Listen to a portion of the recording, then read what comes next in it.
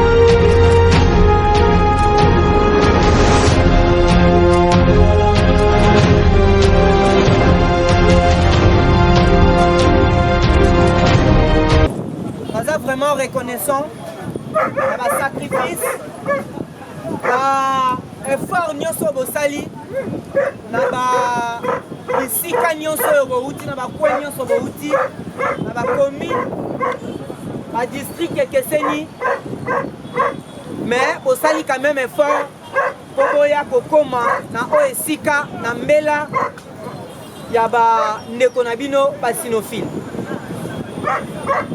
nakanisi esika nyonso bato batambolaka ordre, discipline et sengeli ezalaka pour permettre biso to avancer.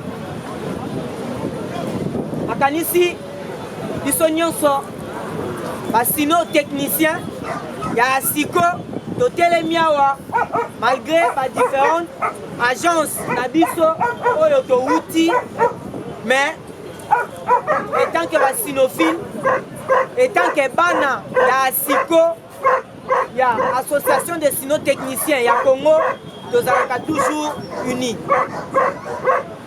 Na bongo, na kopé sa parole, na instructeur Francis Zinga, oyo a kopé sa biso na nos mots, il y a circonstances, et après, donc on continue, na moi, makamususu ekolanda, après, bande kopé, net au signalaki déjà, na kati, il y a ba groupe, moi ba certificat na biso ya bamboa et tout donc on est en contact na bande ko na biso ba vétérinaire voilà donc après toleka na ba activité na biso ya moi obéissance éducation obéissance plutôt moi dressage ce qui salemaki pour na ko passer un bon message à l'occasion ya journée mondiale ya bamboa o ezalaki plutôt au bandaki na 2004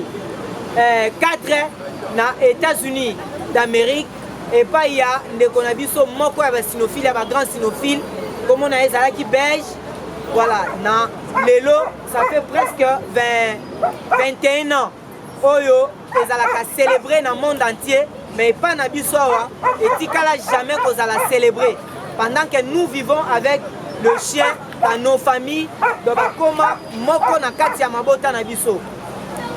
Voilà pourquoi na occasion na pesi maloba et pas instructeur Francis Zinga. En ce jour du 26, nous célébrons la journée mondiale du chien. Compagnon fidèle de l'homme depuis des millénaires. Le chien n'est pas seulement un animal de compagnie, il est aussi un protecteur, un guide, un auxiliaire de sécurité, un soutien thérapeutique et un véritable membre de famille. À travers le monde, il joue un rôle irréplaçable dans nos vies, gardien de nos foyers, partenaire de travail,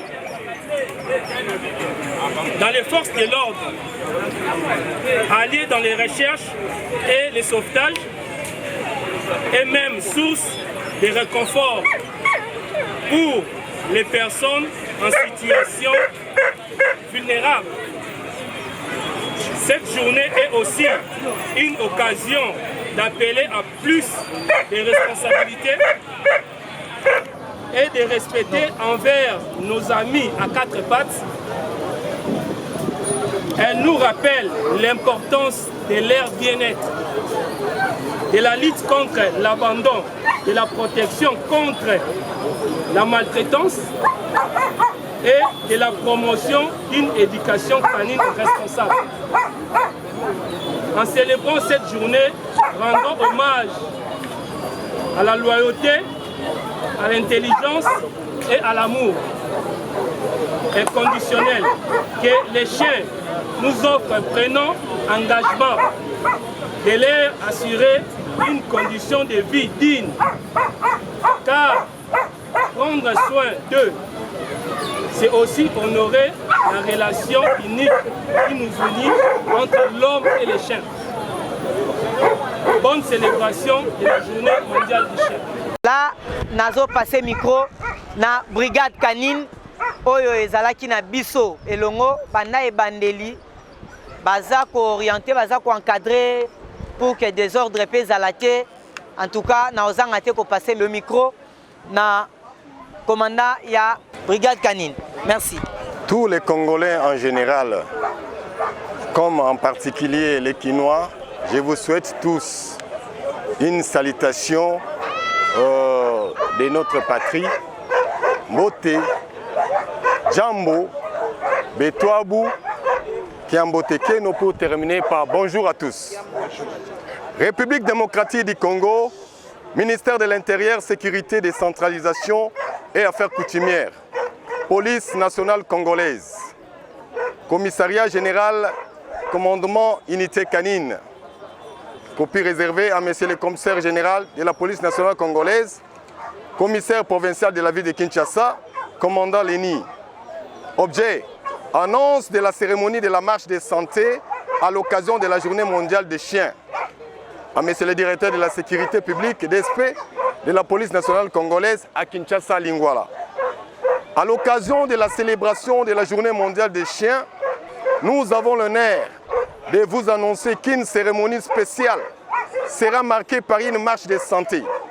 Cet événement vise à sensibiliser à l'importance des chiens dans les interventions de la police nationale congolaise et à promouvoir l'esprit de cohésion et la santé physique parmi nos équipes.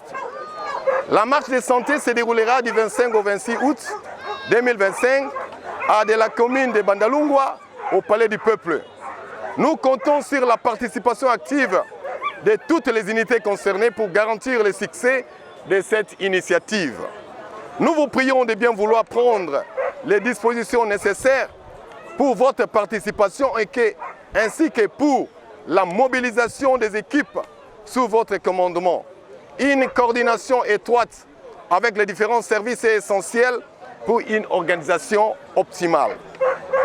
Dans l'attente de votre confirmation et de votre soutien, je vous prie d'agréer, monsieur le directeur de la sécurité publique, DSP en sigle, de la police nationale congolaise, l'expression de notre parfaite considération. Mujangi Ado, c'est le commandant d'unité. Je vous remercie.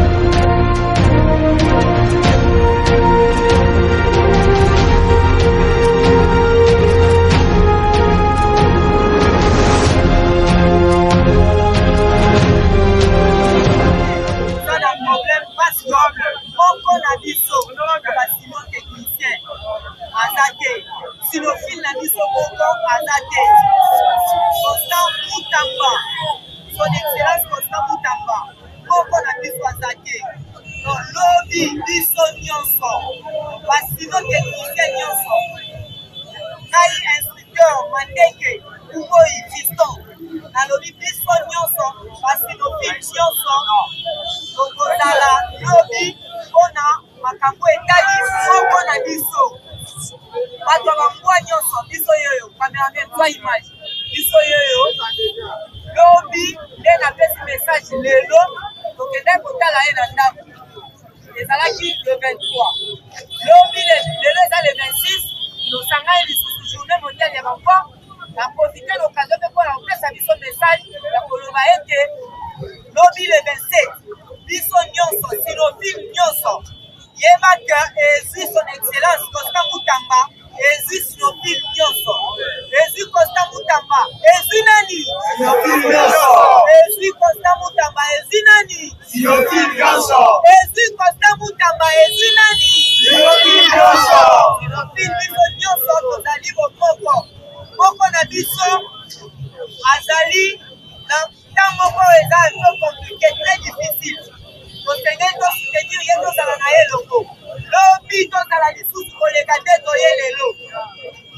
lobi le 27 sinofilme nyonso kozanga te po to akompagne son excellence Constant Moutamba. Rochette viva! Viva! Rochette viva! Viva! Rochette viva! Viva! Viva! Viva! Constant Moutamba, victorieux moral. Merci. On a passé le message des acquis, sinon techniciens de la République démocratique du Congo. Voilà.